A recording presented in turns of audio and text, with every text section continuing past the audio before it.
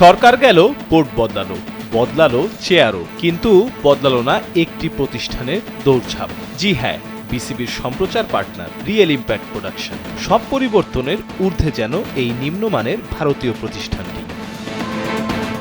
রাজনৈতিক পট পরিবর্তন, প্রশাসনিক রদবদল কিংবা সংস্কারের প্রতিশ্রুতি কিছুই ছুঁতে পারেনি তাদের। দেশের নানা খাতে রদবদল হলেও ক্রিকেট প্রশাসনে কিছু প্রশ্ন যেন ইচ্ছাকৃতভাবে রয়ে গেছে অমীমাংসিত।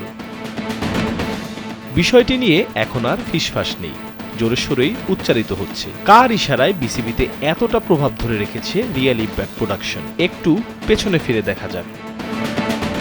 বিসিবির সঙ্গে রিয়েল ইম্প্যাক্ট প্রোডাকশনের পথ চলা শুরু হয় সাবেক সভাপতি নাজমুল হাসান পাপনের সময়। ক্রিকেট মহলে আলোচিত ছিল বোর্ডের প্রভাবশালী মহলের সঙ্গে প্রতিষ্ঠানটির ঘনিষ্ঠ সম্পর্কের বিষয়টি। বিশেষ করে বোর্ডের সাবেক শক্তিশালী পরিচালক ইসমাইল হায়দার মল্লিকের সঙ্গে তাদের সখ্যতা ছিল উল্লেখযোগ্য। গত আগস্টে প্রফেসর ইউনূসের নেতৃত্বে সরকার গঠনের পর বিসিবিতেও নেতৃত্বের পরিবর্তন হয়।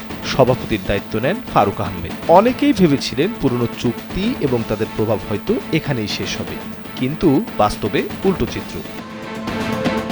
রিয়েল ইম্প্যাক্ট প্রোডাকশন এখনও বিসিবির হোম সিরিজ সম্প্রচারের সঙ্গী। বিদ্যমান চুক্তিটি 2027 সাল পর্যন্ত বহাল থাকলে অন্তত 10 কোটি টাকার অতিরিক্ত ব্যয় হবে বিসিবির অভ্যন্তরীণ হিসাব নিকাশে উঠে এসেছে এমন আশঙ্কা, যে কারণে চুক্তিটি বাতিলের জন্য বোর্ড পরিচালকদের অনেকেই একমত। বোর্ড সূত্রে জানা গেছে, সর্বশেষ বিপিএল এর প্রোডাকশনের দায়িত্বে ছিল দেশীয় প্রোডাকশন ইমাগো এবং পাকিস্তানি প্রতিষ্ঠান ট্রান্স প্রোডাকশন টেকনোলজিস বা টিপিটি। টুর্নামেন্ট জুড়ে প্রোডাকশনের মান নিয়ে যেমন প্রশংসা পাওয়া গেছে, তেমনি আর্থিকভাবেও লাভবান হয়েছে বোর্ড। 4.5 কোটি টাকার অতিরিক্ত ব্যয় সাশ্রয় হয়েছে বলে নিশ্চিত করেছেন এক বোর্ড পরিচালক। অতীতে ভারতীয় প্রতিষ্ঠান রিয়েল ইম্প্যাক্টের মাধ্যমে প্রোডাকশন পরিচালনার ব্যয় অনেক বেশি ছিল, রয়েছে এমন অভিযোগও।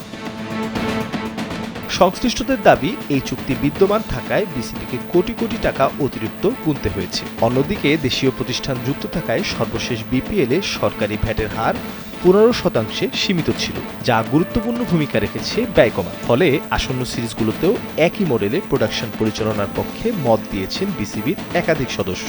তবে বোর্ডের ভেতরে এ নিয়ে দুই ধরনের অবস্থান তৈরি হয়েছে বলেও শোনা যাচ্ছে। কিন্তু কার স্বার্থে এখনও রিয়েল ইম্প্যাক্টের সঙ্গে চুক্তি বহাল রাখা হচ্ছে, সে প্রশ্নই ঘুরপাক খাচ্ছে দেশের ক্রিকেট আঙ্গনে।